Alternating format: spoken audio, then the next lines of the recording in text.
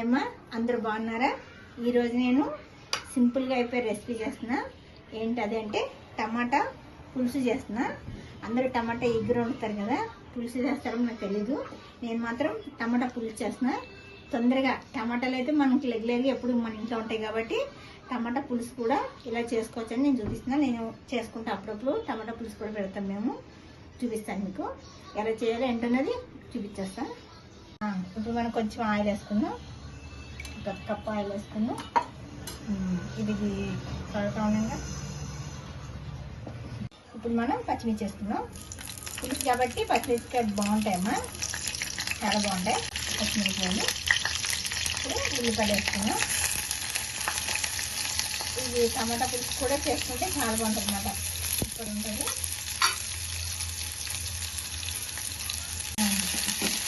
చూసారమ్మా, ఇట్లా టమాటా పులుసు ఇది చాలా బాగుంటుంది అన్నమాట. దగ్గర చేసుకుంటే పుల్లగా మంచిగా బాగుంటుంది టేస్ట్.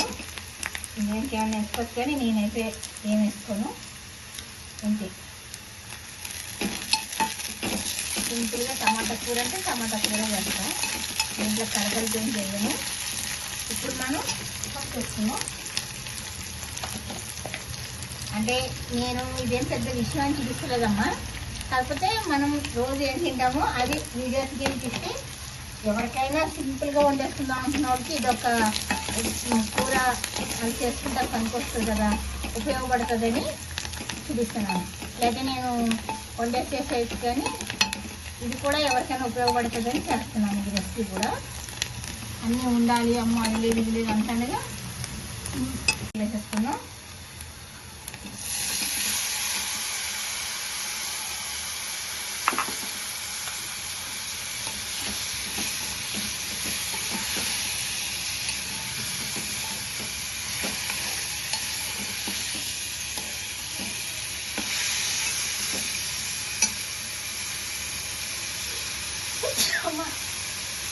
వేసుకున్నాం పడుతుందంట. ఇచ్చేసుకుంటే కొంచెం మధ్య మా టమాటా మనకి టమాటాలు ఎట్లా వస్తాయంటే హైబ్రిడ్ టమాటాలు వస్తాయి కదా మనకి, అందుకని ముక్క గట్టిగా ఉంటుంది. టమాటా ఉడుకుతుంది కదా, అందుకోసమని వేసుకొని ఒక 5 నిమిషాలు మూత పెట్టుకున్నాం. మగ్గినాక మళ్ళీ కారం వేసుకున్నాం. ఒక 5 నిమిషాలు మగ్గుతున్నదమ్మా.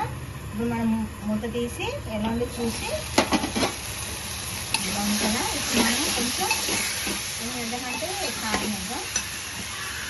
కారం వచ్చేసి కొంచెం కారం వేస్తే బాగుంటుంది తెలుసు కదా. కొంచెం కారం వేసుకొని పచ్చిచ్చేసాం కదా. ఇప్పుడు మనం కొద్దిగా ఇలా మగ్గినాక ఏం చేస్తామంటే చక్కగా కొంచెం వాటర్ పోస్తున్నాం.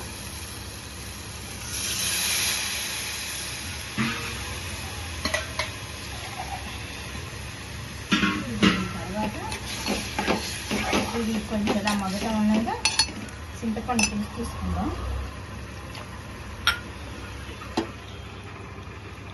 పులుసు సరిపడినంత చింతపండు పులుసు తీసుకుని అలా చింతపండు పులుసు వేసుకుంటే అలా టేస్ట్ వస్తుంది, చాలా బాగుంటుంది.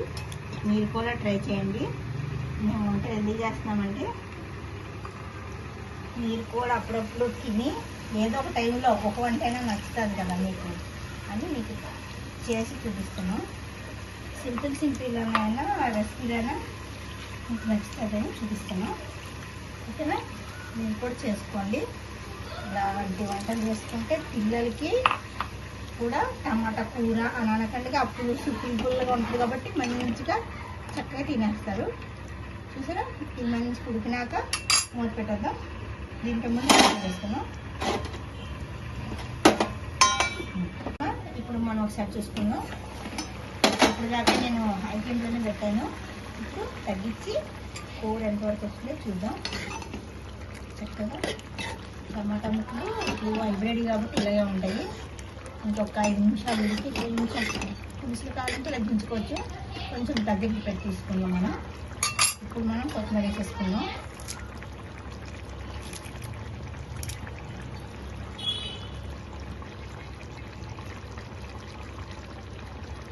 ఇప్పుడు ఒక 5 నిమిషాలు ఉంచుకొని బంద్ చేద్దాం.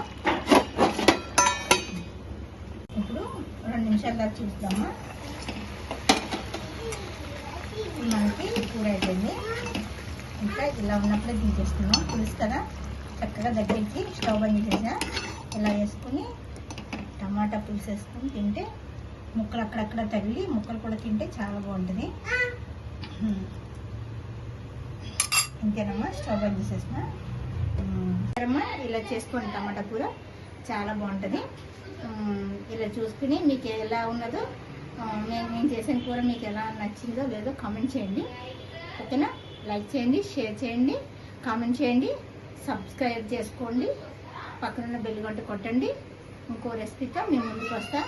లక్ష్మీ ఖనిజం మరో వంటతో ముందుకు వస్తా. ఓకేనా? సరేనమ్మా, బాయ్.